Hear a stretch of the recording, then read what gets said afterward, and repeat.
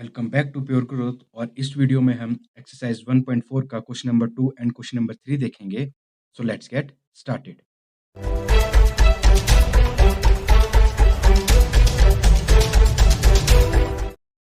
सबसे पहले हम करेंगे क्वेश्चन नंबर 2। क्वेश्चन नंबर 2 देखिए, write down the decimal expansion of those rational numbers in question number 1 which have terminating decimal expansion. हमें क्या करना होगा, जो भी हमने क्वेश्चन नंबर 1 एक्सरसाइज 1.4 में टर्मिनल डेसिमल एक्सपेंशन के फॉर्म में क्वेश्चन निकाले थे, उन सब का हमें फुल ऑन डेसिमल एक्सपेंशन लिखना होगा।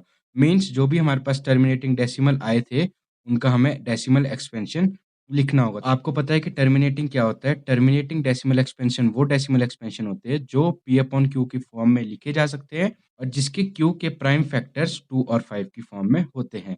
तो आप देखिए, सबसे पहले हमारा टर्मिनेटिंग डेसिमल एक्सपेंशन कौन सा आया था, 13/3125।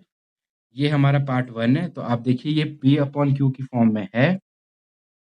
इसका हम क्या चेक करेंगे, किसकी प्राइम फैक्टराइजेशन करेंगे, हम क्यू की। Q means 3125। तो क्यू की प्राइम फैक्टराइजेशन देखिए आप, 3125। अब लास्ट में 5 है तो ये 5 से जाएगा, यहाँ आ जाएगा 625, फिर ये 5 से जाएगा, फिर आ जाएगा 125, फिर ये 5 से जाएगा, फिर आ जाएगा 25, और फिर ये 5 से जाएगा, फिर आ जाएगा 5, एंड एट लास्ट 5 1 जा 5। अब आप देखिए कि क्यू के फैक्टर्स क्या आ रहे हैं, 5 टाइम्स 5। तो हम क्या लिख सकते हैं, 13 कॉपी अपॉन 3125 के प्राइम फैक्टर्स क्या है, 5 टाइम 5। बट हमें ये पता है कि जो टर्मिनेटिंग डेसिमल एक्सपेंशन होता है उसमें 2 और 5 दोनों के, या फिर ओनली 2 या फिर ओनली 5 के प्राइम फैक्टर्स होने चाहिए। बट इसमें ओनली 5 के आ रहे हैं, 2 और 5 बोथ के नहीं आ रहे। देयरफॉर हम क्या करेंगे, इसको 2 से मल्टीप्लाई, क्योंकि 5 के आ रहे हैं, 2 की हमें ज़रूरत है, तो 2 की ऐसी पावर से हम मल्टीप्लाई करेंगे जो पावर हमारी 5 की भी होगी। मतलब हमें सेम पावर लानी है एट लास्ट। तो यहाँ पर 5 की पावर 5 है, तो हम यहाँ पर मल्टीप्लाई करेंगे 2 की पावर 5 से। अगर डिनोमिनेटर में किया है तो न्यूमिनेटर में भी हमें करना पड़ेगा, ताकि इक्वेजन या फिर आप बोल सकते हैं किसी भी पार्ट में कोई फर्क ना पड़े। तो 13 इंटू 2 की पावर 5 कितनी हुई, 32, अपॉन 5 की पावर 5 और 2 की पावर 5, दोनों के आप देख सकते हैं कि पावर सेम है, तो बेस क्या हो जाएंगे, मल्टीप्लाई। तो 5 मल्टीप्लाई बाय 2 की पावर 5। नेक्स्ट स्टेप आप देखिए, 13 इंटू 32 इज 416, 5 इंटू 2 इज 10, 10 की पावर 5। नेक्स्ट स्टेप में आप देखिए कि 10 की पावर 5 मीन्स 1 के आगे कितनी जीरो, 5, 1 2 3 4 5। हम इसको डेसिमल एक्सपेंशन की फॉर्म में लिखेंगे तो क्या बन जाएगा, डेसिमल के बाद कितनी डिजिट होनी चाहिए, 5 डिजिट, तो 0.00416। ये आ जाएगा हमारा फर्स्ट पार्ट का डेसिमल एक्सपेंशन। अब इसी तरह से हम पार्ट नंबर 2 करेंगे। अब ये भी एक पी अपॉन क्यू की फॉर्म बन रही है। प्राइम फैक्टर्स हम किसके करेंगे, क्यू के, मीन्स 8 के। तो 8 के प्राइम फैक्टर्स क्या आएंगे, 2 4 सा 8, 2 2 सा 4, एंड 2 1 सा 2। तो 3 टाइम्स 2 इट मीन्स 17 अपॉन 2 की पावर 3। अब यहाँ पर 2 आ रहा है, बट हमें 2 और 5 बोथ के प्राइम फैक्टर्स चाहिए। अब हम क्या करेंगे, जितनी पावर 2 की होगी उतनी ही पावर 5 की लेके हम मल्टीप्लाई कर देंगे। तो 2 की पावर 3 है, तो हम किससे मल्टीप्लाई करेंगे, 5 की पावर 3 से। डिनोमिनेटर में क्या है तो न्यूमिनेटर में भी करना पड़ेगा। क्या आ जाएगा, 17 इंटू 5 की पावर 3 मीन्स 125, 17 इंटू 125 अपॉन 2 5 जा 10, 10 और पावर 3। 7 इंटू 125 इज 2125, 2125 अपॉन 10 की पावर 3 मीन्स 12330।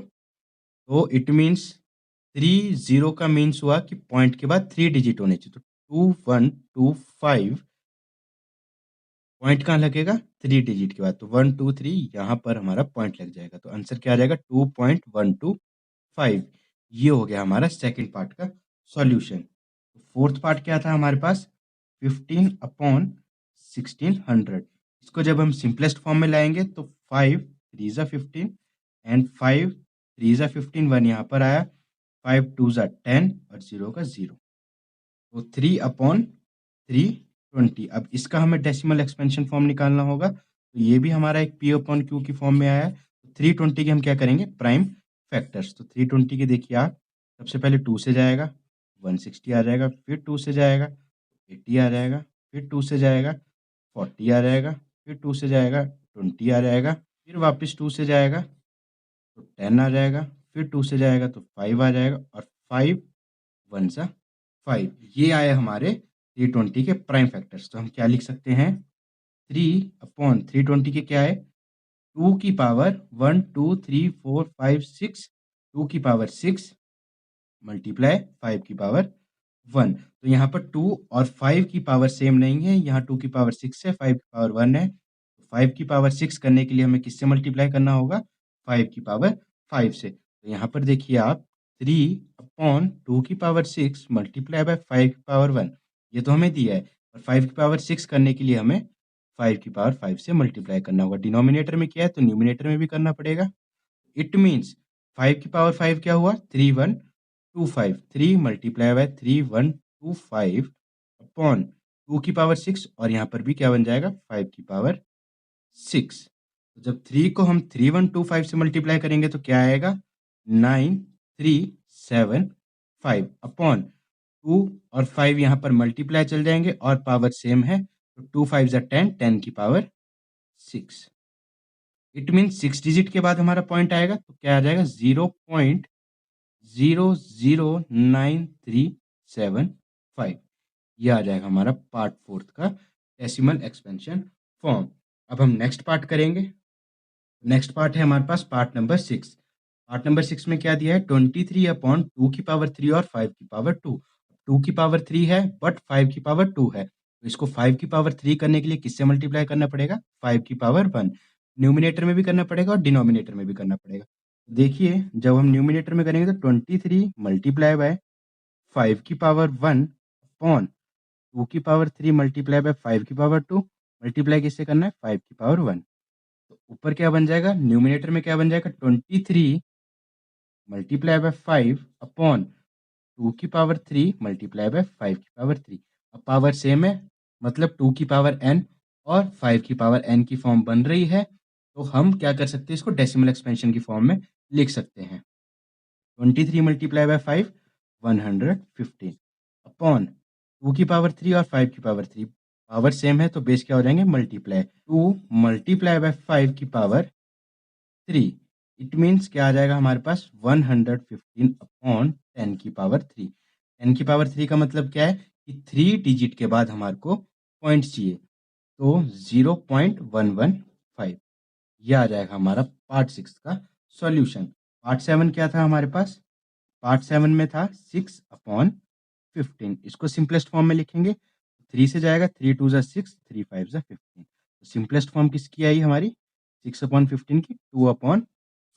ये भी हमारा P/Q की फॉर्म में है, पर डिनोमिनेटर में 5 है बट 2 नहीं है, तो मल्टीप्लाई और डिवाइड किससे करना पड़ेगा, 2 से।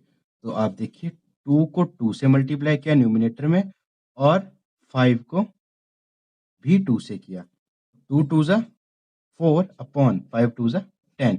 पॉइंट कितनी डिजिट के बाद, 1 डिजिट के बाद, तो आंसर क्या आ जाएगा, 0.4। सेवंथ नहीं, सॉरी, पार्ट नंबर 8 था। अब नेक्स्ट पार्ट देखिए आप, पार्ट नंबर 9। पार्ट नंबर 9 क्या था, 35/50।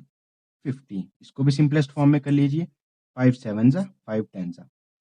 ये तो आप डायरेक्ट भी कर सकते हो, 7/10 मीन्स 0.7। ये था हमारा क्वेश्चन नंबर 2 एक्सरसाइज 1.4 का। नेक्स्ट पेज में हम करेंगे क्वेश्चन नंबर 3। क्वेश्चन नंबर 3 है, the following real numbers have decimal expansion as given below. In each case decide whether they are rational or not. If they are rational and of the form P/Q, what can you say about the prime factorization of Q। Means हमें check करना होगा कि ये rational number की form में है कि नहीं है। अगर रेशनल नंबर की फॉर्म में है मीन्स P/Q की फॉर्म में है, तो जो Q के प्राइम फैक्टर्स आ रहे हैं वो 2 की पावर n और 5 की पावर m की फॉर्म में आ रहे हैं कि नहीं आ रहे हैं। तो पार्ट नंबर 1 क्या है, 43.123456789, मतलब पॉइंट के बाद हमारे पास 9 डिजिट है, तो डिनोमिनेटर में 1 के आगे 9 जीरो लग जाएगी। इसको P/Q की फॉर्म में कैसे लिखेंगे, सॉल्यूशन देखिए, 43 1 2 3 4 5 6 7 8 9 अपॉन 1 के आगे कितनी जीरो, 9, 1 2 3 4 5 6 7 8 और 9। इट मीन्स ये पी अपॉन क्यू की फॉर्म में लिखा जा सकता है और ये रेशनल नंबर भी है। Therefore we can say that prime factors of Q will be either 2 और 5 और बोथ ओनली। क्योंकि ये हमारे पास जो डिनोमिनेटर है वो 10 का मल्टीपल है, तो ये 2 और 5 के फैक्टर की फॉर्म में आएगा ही आएगा। तो इसकी स्टेटमेंट देखिए, therefore we can say that it is an rational number and prime factors of Q will be either 2 or 5 और both only। क्योंकि डिनोमिनेटर हमारा 10 का मल्टीपल है, उसमें 2 और 5 के फैक्टर्स तो आएंगे ही आएंगे। Therefore, it is an rational number and can be written as in the form of P upon Q। Part number 2 और पार्ट नंबर 3 हम नेक्स्ट पेज में देखेंगे। पार्ट नंबर 2 क्या है? 0.12 single zero, 12 double zero, 12 triple zero, 12 4 times zero, dot dot dot. Dot dot से हमें ये तो पता लगता है कि ये टर्मिनेटिंग डेसिमल एक्सपेंशन तो नहीं है। अब देख लेते हैं रिपीटिंग है कि नहीं है। तो जीरो यहाँ पर एक टाइम, दो time, three time and four time. Therefore, we can say that it is not an terminating decimal and not a repeating decimal expansion। Therefore, ये कौन सा डेसिमल एक्सपेंशन हुआ? Non terminating and non repeating. It is not an rational number। So part number 3 क्या है? 43.123456 7 8 and 9। तो point के बाद आप देखिए कि 9 डिजिट तो है पर इनके ऊपर बार भी है। तो मैं आपको एक बात बता दूं, जिनके ऊपर बार होता है वो हमारा non terminating and repeating decimal expansion होता है। इट मीन्स वो हमारा टर्मिनेटिंग डेसिमल एक्सपेंशन तो नहीं होगा। क्यों? क्योंकि बार का मतलब ही रिपीटिशन होता है। तो अगर रिपीटिशन है तो वो हमारा रिपीटिंग डेसिमल एक्सपेंशन होगा। और जो उसके क्यू के फैक्टर्स होंगे वो 2 और 5 के अलावा और कुछ भी हो सकता है। Therefore we can say that, solution देखिए, it is an non terminating and repeating decimal expansion.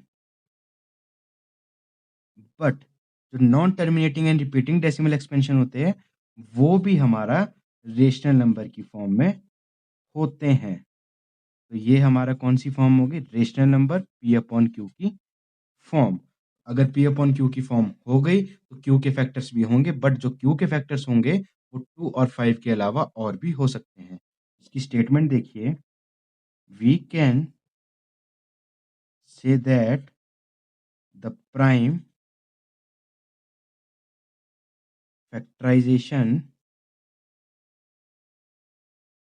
Of Q is not in the form of 2 की पावर n और 5 की पावर m। इसी के साथ हमारा चैप्टर नंबर 1 रियल नंबर्स खत्म होता है। अगर आपको किसी भी क्वेश्चन में कुछ भी डाउट हो तो आप कमेंट बॉक्स में पूछ सकते हो। Thank you.